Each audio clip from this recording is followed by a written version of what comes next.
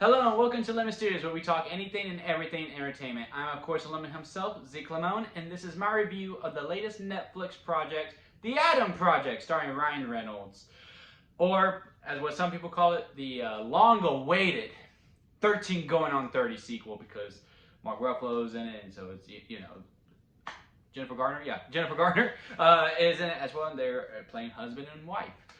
So to give the basic synopsis of this story, is that Ryan Reynolds' character, named Adam,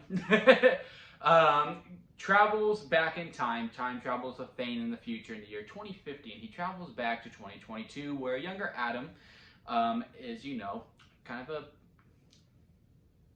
a smart mouth. Let's put it that way. He's a smart mouth of a child, and they meet up not on purpose. The future Adam didn't know where to go. And so he went home, and they get together, and then hijinks basically presume from there. I'm trying not to give as much away from the trailers and all that. And from the trailer that I saw, it really didn't show much of the story, so I'm just going to leave it at that. So what are my thoughts on the movie? Well, I will say this. It is great for what it is. And what it is a streaming service movie. Like, if I was in a theater, I think I would be a lot more harsh on this. This movie, now, granted, this is about an hour 40 long, hour 30, taking out the credit, not counting the credits. So it is go, go, go, go. This movie does not overstay its welcome. It is a, hi, how you doing? All right, let's keep it moving. So I appreciated out of it. I was never bored watching this movie. The problem I have with this movie is that there is, the A story, the steak. But there was no potatoes, or there was no mac and cheese. Or if you don't like mac and cheese, beans. Or, if you're someone who likes to do double potatoes, you got the baked potato and the mashed potatoes, you can have that. Or French fries as well. There's also broccoli. A lot of people like broccoli as a side with their steak. Me personally, I'm more of a baked potato and a salad type person. The salad gets there before you eat that. You get a good, nice meal in, and then you're like, not a meal, but it's a salad. And then you get the steak and the baked potato. I put the steak sauce all over. I'm getting off track. I am obviously very hungry. But anyway, this movie is all steak, no sides.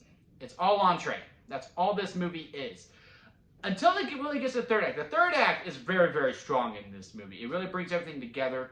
Mark Ruffalo doesn't really have much to do besides in the third act. And, once he's in it, he's doing great. To talk about the kid, I don't know the actor's name, and he did the best he could. He's a child actor. He did really good. He did really good. But it was obvious that the director and everyone told him, be Ryan Reynolds. Because, the one criticism that Ryan Reynolds has is that, he basically acts like the same person every movie. My always deflective argument to that is, well, it works. It makes money. People love him. The shtick works. Whatever he does. If that's really him, awesome. I would want to hang out with him. If it's not him, then hell, he does a really good job at it. And it makes money. So it really works for him. You can see right through it with the kid. Yeah, he's trying to be Ryan Reynolds the whole entire time. Also, the kid is kind of a piece of, not a piece of crap. He's a kid, and he's going through a lot of hardships, and he doesn't really know how to handle it. And he just goes after the mom a little bit. And there's all, and what I say, this movie's all steak and no sides. They bring up some things with the mom that never gets resolved from her perspective. She was supposed to have this arc, and it just never got resolved. Adam, granted, your movie's an hour 30 without credits. You should really focus your story on the Adams. Totally get that. But if you present it, I would like to see it go to follow through. Don't present things, then just don't do nothing with them.